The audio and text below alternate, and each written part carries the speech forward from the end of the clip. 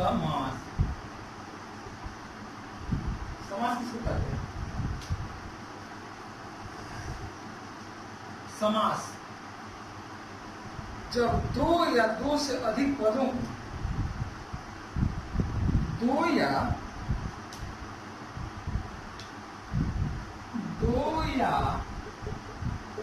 दो से अधिक पदों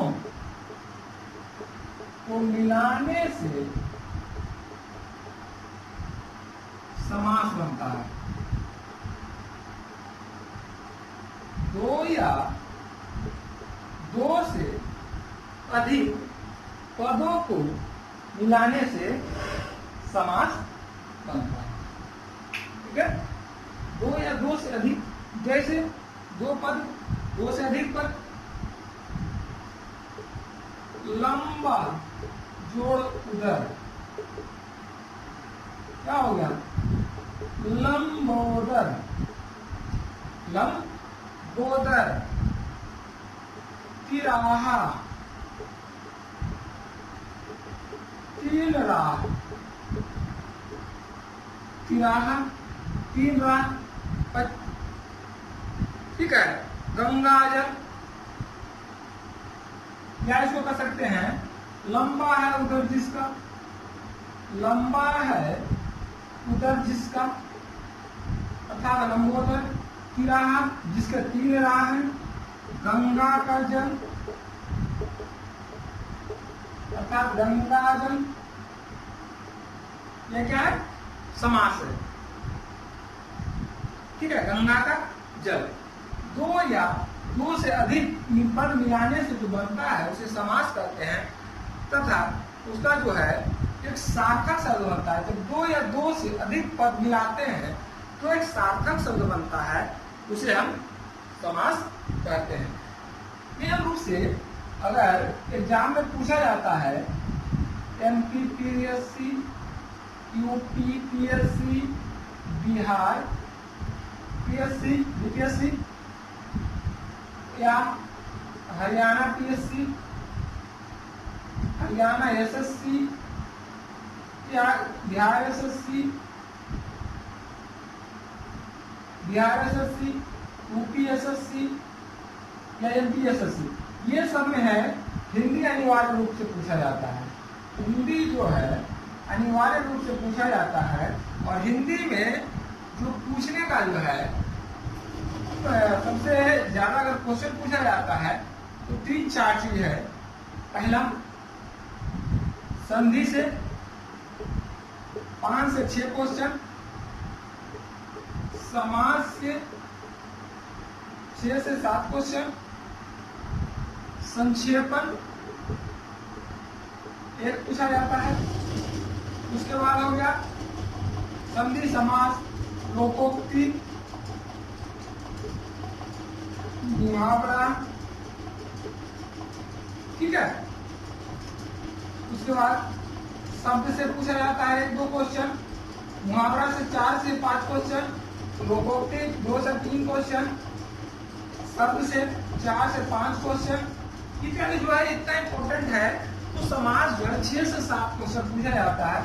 काफी महत्वपूर्ण होता है कि आपको क्वेश्चन पूछा जाता है विग्रह कर समास बताए, विग्रह करके समास को बताए, ये क्वेश्चन पूछा जाता है। तो इस चीज को हम देखें। ठीक है? समास, समास कितने होते हैं? समास मूल रूप से 6 होते हैं।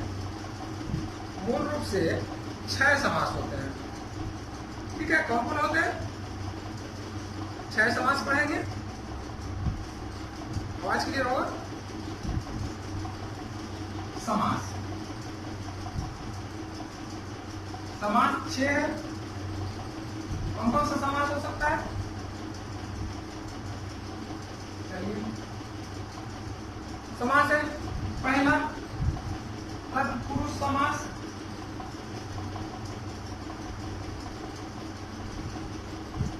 दूसरा कर्मधारय समास,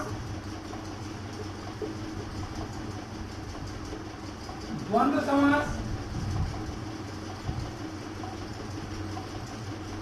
समास,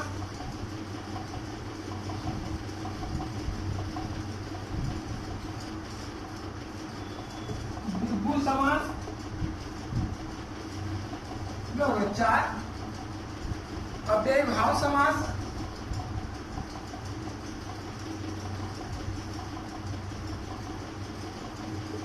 अव्ययी भाव समास, और कौन सा बच गया? बहुव्रीहि समास, बहुव्रीहि समास। ठीक है, ये हो गया 6 समास। अब 6 समास को जो है बारी बारी से हम पढ़ेंगे कि 6 समास में ये जो महत्वपूर्ण है, 6 समास को पहचान जो है कैसे करेंगे। ठीक है, इस चीज को हम देखें बारी बारी से। पहला ले लेते हैं तत्पुरुष समास। पहला तत्पुरुष समास,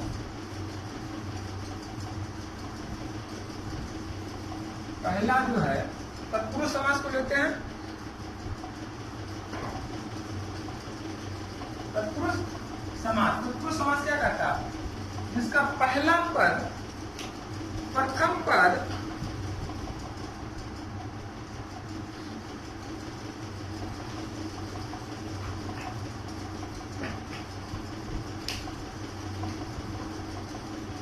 जिसका प्रथम पद गौण होता है और दूसरा पद प्रधान होता है, दूसरा पद प्रधान होता है, उसे हम तत्पुरुष समास कहते हैं। जैसे पुस्तकालय, पुस्तकालय, पुस्तकालय, पुस्तक जोड़ आलय, पुस्तकालय। देशभक्त, देश का भक्त, देशभक्त, देश का भक्त, पुस्तकालय। किताब का आलय, पुस्तक का आलय। रसोई घर, रसोई का घर, रसोई घर, रसोई का घर। गुरु भाई, गुरु का भाई। ठीक है, ये हो गया हमारा क्या? तत्पुरुष समास।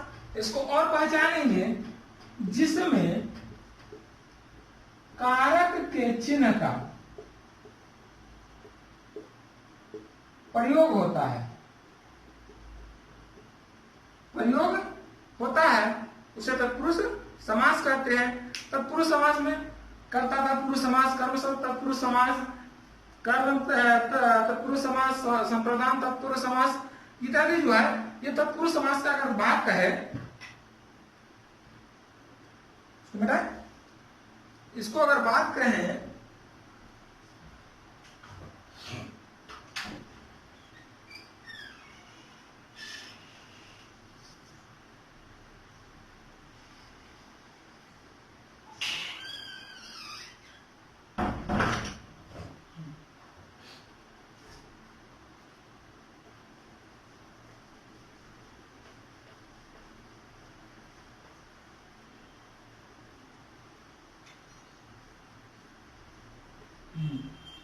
अगर बात कहें तत्पुरुष समास का, तो तत्पुरुष समास का कर्ता के चिन्ह का, कारक के चिन्ह का प्रयोग के कारण इसे 8 भागों में बांटा गया। कितने भाग में?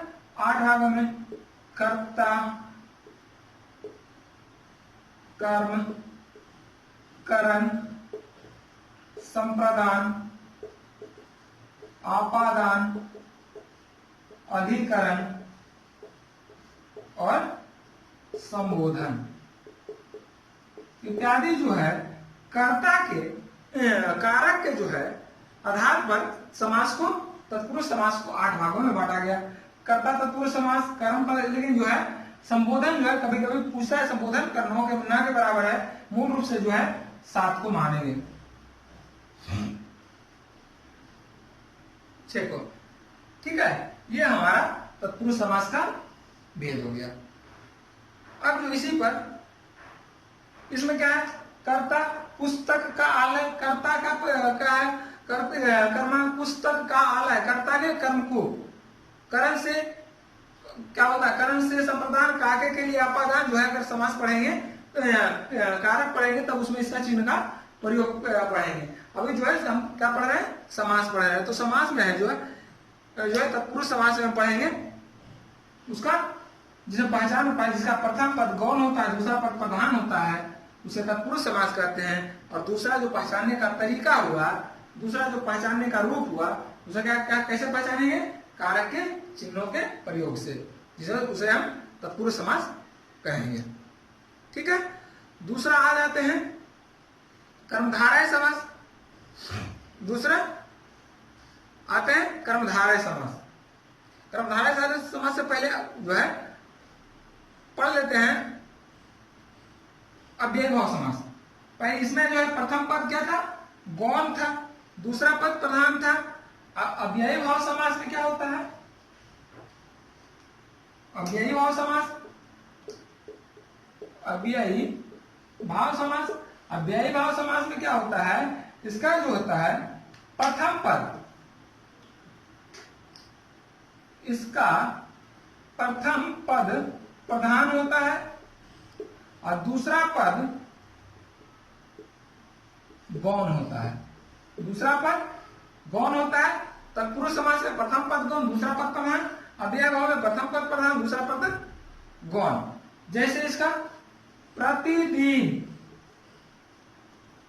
प्रतिदिन पहला पद प्रधान, प्रति पहला पद प्रधान है। ठीक है। अनावरण, अनावरण, अनावरण इसका प्रथम पद प्रधान है। या आजन, आजन जन्म हो गया, आजन आ प्रथम पदा एक सार्थक शब्द बनाया जाता है, आजन्म हो गया। इसके यदि जो है प्रथम पद प्रधान है उसे क्या कहते हैं, अव्ययी भाव समास कहते हैं। ठीक है। बहुत महत्वपूर्ण है ये समास का क्वेश्चन।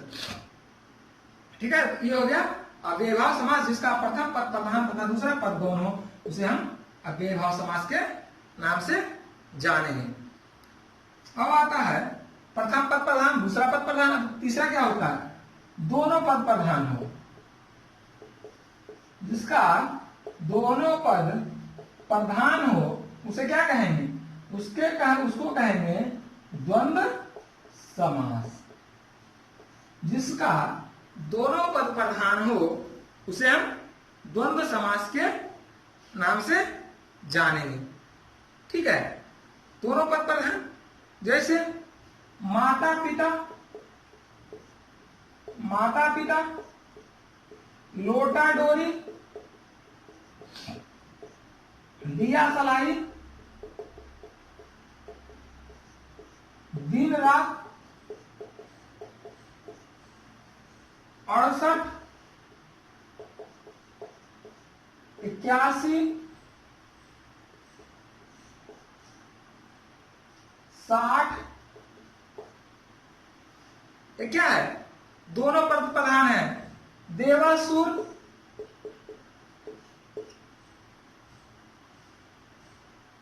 राम लक्ष्मण, धनुर्विद्या, 25, देशांतर, ये क्या है, देशांतर, जिसका दोनों पद प्रधान है, वो क्या बन गया, द्वंद्व समास बन रहा है। दोनों पद प्रधान, माता पिता, माता भी प्रधान, दोनों पिता भी प्रधान, दोनों प्रधान। लोटा डोरी, लोटा के बिना डोरी अधूरी, दिया के बिना सलाई अधूरी, दिन रात, ये हो गया जिसका दोनों पद प्रधान हो उसे हम द्वंद्व समास के नाम से जानते हैं। इसमें सबसे इंपॉर्टेंट है, अगर नोट किया जाए तो गिनती का जितना भी शब्द है, गिनती का जितना भी शब्द है वह द्वंद्व समास में आएगा। गिनती का, नोट इसको करें, गिनती का जितना भी शब्द है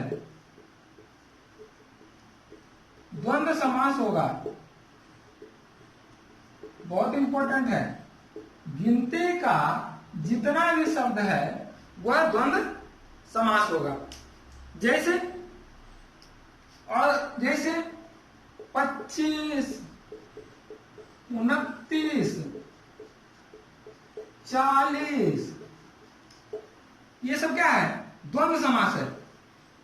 इसको जो है द्विगु समास इसलिए नहीं कहेंगे क्योंकि जो द्विगु समास में होता है जिसमें प्रथम पद संख्यावाचक हो, ये जो है खुद संख्या है। 25 क्या है? संख्या है। जबकि ये कहता है द्विगु समास कि जिसका प्रथम पद संख्यावाचक हो उसे हम द्विगु समास कहेंगे, न कि संख्या को ही हम द्विगु समास कहेंगे। 25, 29 जितना भी गिनती का शब्द है वो क्या है? द्वंद्व समास होगा। काफी महत्वपूर्ण है। ठीक है, जितना भी गिनती का जो है शब्द वह द्वंद्व समास में आएगा। नोट करिए।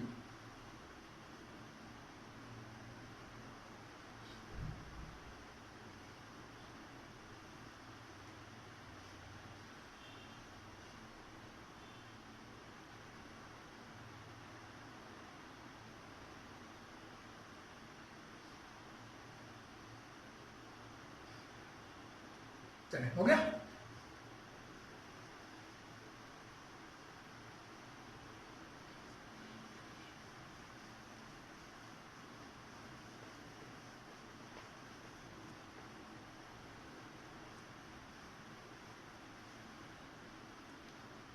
अब आते हैं जिसका दोनों पद गौण हो, जिसका दोनों पद प्रधान था। अब आएगा जिसका दोनों पद गौण हो तथा तीसरा अर्थ बताता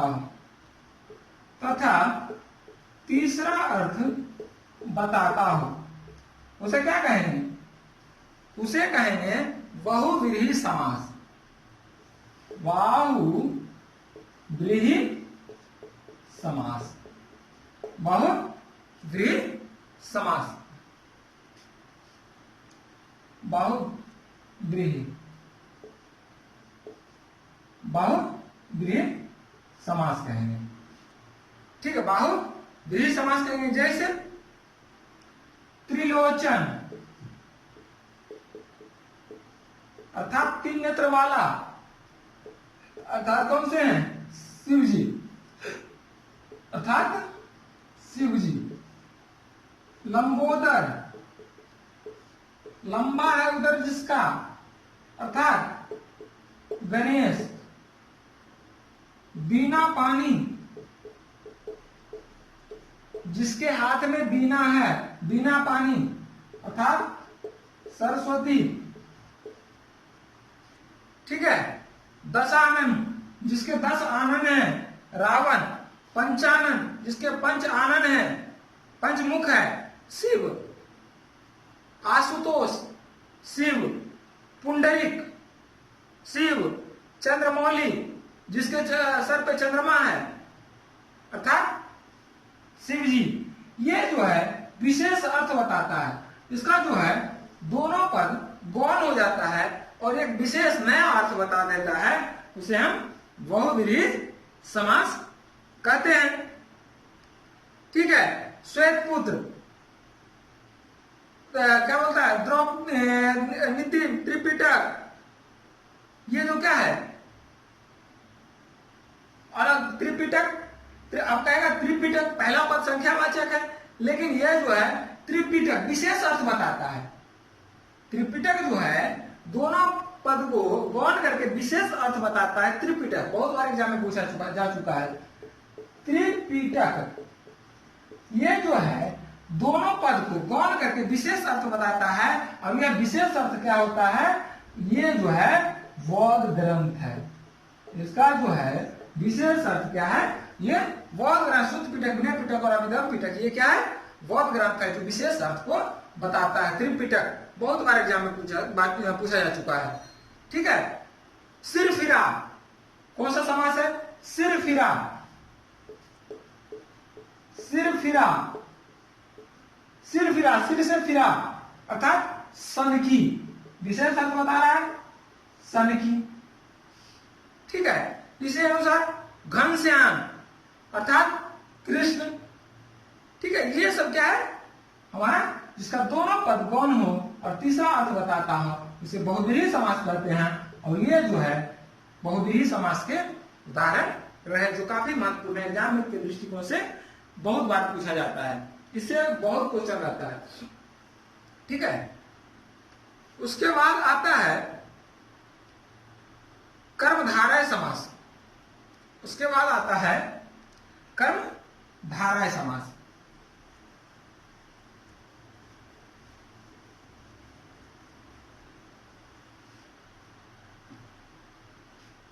कर्मधारय समास। कर्मधारय समास। कर्मधारय समास। कर्मधारय समास क्या कहता है? जिसका प्रथम पद विशेषण, जिसका प्रथम पद विशेषण तथा दूसरा पद विशेष से हो, उसे क्या कहेंगे? कर्मधारय समास कहेंगे। जिसका प्रथम पद विशेषण तथा दूसरा पद विशेष से हो, उसे कर्मधारय समास के नाम से जानेंगे। या कर्मधारय समास को पहचानने का एक और तरीका है, जिसको खंडित करने पर, जिसको विग्रह करने पर कोई अन्य विशेष अर्थ ना बताता हो या कोई जो है सार्थक शब्द ना बनता हो, उसे क्या कहेंगे? कर्मधारय समास कहेंगे। लेकिन जो है ये महत्वपूर्ण है, प्रथम पद विशेषण और दूसरा पद विशेष। विशेषण का अर्थ होता है संज्ञा सर्वनाम की जो विशेषता बताता है उसे विशेषण कहते हैं, और विशेष होता है जो विशेषण की विशेषता बताता है उसे विशेष कहते हैं। ठीक है, जिसका प्रथम पद विशेषण दूसरा पद विशेष हो, उसे कर्मधारय समास के नाम से जाना जाता है। जैसे महापुरुष, महापुरुष, महापुरुष, महानिदेशक, महानिदेशक, प्रथम पद विशेषण और दूसरा पद विशेष। महा संज्ञा का विशेषता बता रहा है, संज्ञा सर्वनाम का, निदेशक महा का विशेषता बता रहा है, विशेषण की विशेषता बता रहा है, महानिदेशक, महापुरुष, चंद्रमुख, चंद्रमुख याद रखिएगा, चंद्रमुख, चंद्रमौलिन बहुव्रीहि समास है, चंद्रमुख कर्मधारय समास है, नीलकमल बहुत बार पूछा जा चुका है, नीलकमल कर्मधारय समास है। नील रंग बता रहा है, कमल इसका जो विशेषण की विशेषता, नीलकमल कौन सा समास है? कर्मधारय समास है। विद्यार्थी कर्मधारय समास है, निवास है कर्मधारय समास है। ये सब जो है बहुव्रीहि समास ना हो करके कौन सा है? कर्मधारय समास होता है। बहुत बार पूछा जा चुका है, नीलकमल, नीलाशय, विद्यार्थी।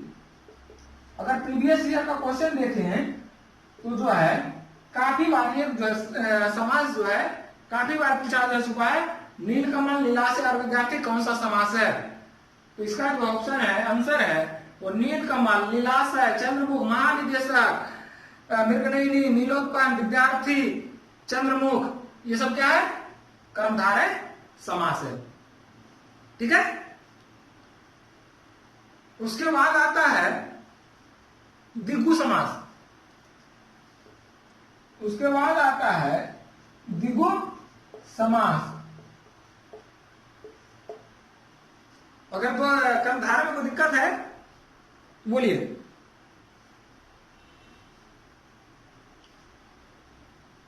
द्विगु समास,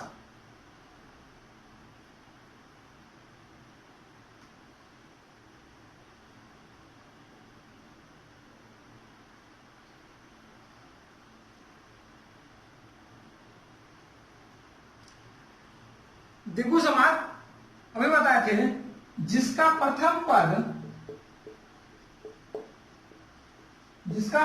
पद संख्यावाचक हो, जिसका प्रथम पद संख्यावाचक हो उसे द्विगु समास कहेंगे। चौराहा, जैसे चौराहा, चारराहा, त्रिमास, त्रिमास प्रथम पद संख्यावाचक, त्रिभुवन संख्यावाचक प्रथम पद, त्रिभुवन, चतुर्भुज, अष्टाध्यायी, चतुर्भुज, अष्टाध्यायी। कौन सा समास है? ये सब जो है द्विगु समास है, क्योंकि जो है इसका प्रथम पद संख्यावाचक, चौराहा, चारराहा, त्रिमास, तीनमास, त्रिभुवन, तीन भुवन, चतुर्भुज, चार भुजाओं, अष्टाध्यायी। ये क्या है? अष्टा प्रथम पद संख्यावाचक है, तो क्या हुआ? द्विगु समास है। तो द्विगु समास का है जिसका प्रथम पद संख्यावाचक हो वह द्विगु समास होगा। ठीक है। शताब्दी, एकलौता, अब ये है इकलौता। इकलौता भी जो है क्या है? द्विगु समास है। इकलौता अर्थात एक, अर्थात एक, ये क्या है? द्विगु समास है। त्रिपाठी, ये सब एग्जाम में पूछने वाला है। त्रिपाठी ये क्या है? द्विगु समास है।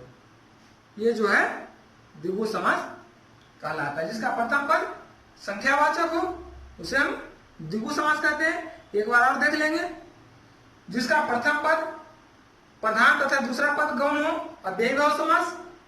जिसका प्रथम पद गौण, दूसरा पद प्रधान हो, तत्पुरुष समास। जिसका दोनों पद गौण, तीसरा अर्थ बताता है, बहुव्रीहि समास।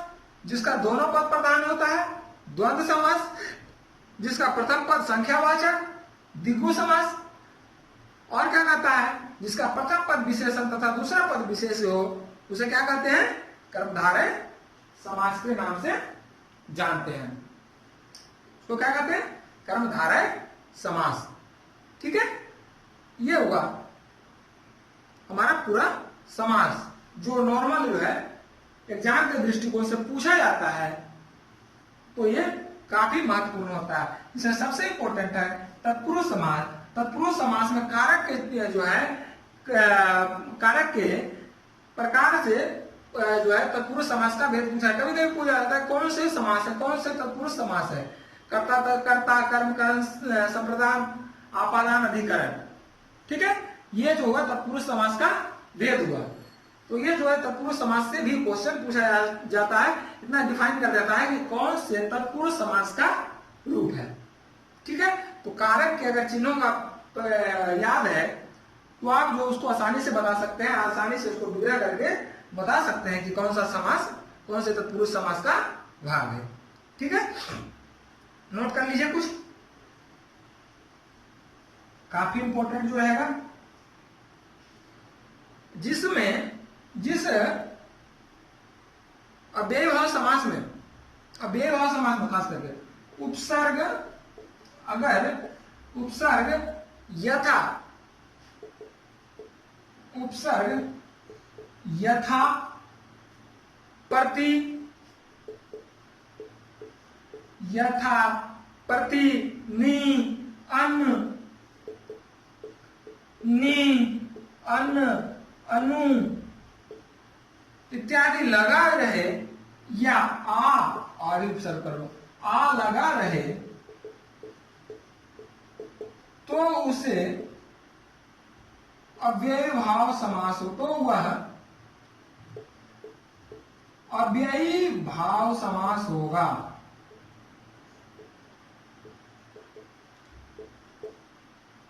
समास होगा। काफी महत्वपूर्ण है। पहले एक दो चीज लिखा है इसमें, जिसमें उपसर्ग यथा, प्रति, नि, अन, अनु, आ लगा रहे, वह अव्ययीभाव समास होगा। दूसरा लिखा है, बताए हैं, गिनती के शब्द, कौन सा समास होगा? गिनती के शब्द द्वंद्व समास होगा, न कि द्विगु समास होगा। गिनती का जो शब्द होगा वह द्वंद्व समास होगा। ठीक है। यह रहा हमारा समास से क्वेश्चन। पूछा जाने वाला, जो काफी महत्वपूर्ण है। अगर कोई किसी को दिक्कत है तो एक बार जरूर बताएं, ठीक है। अगले जो क्लास में पाएंगे बहुत इंपॉर्टेंट संधि। संधि जो है अगले 4 से 5 दिन तक चलेगा। संधि जो है 4 से 5 दिन तक चलेगा, ठीक। बाकी नेक्स्ट क्लास।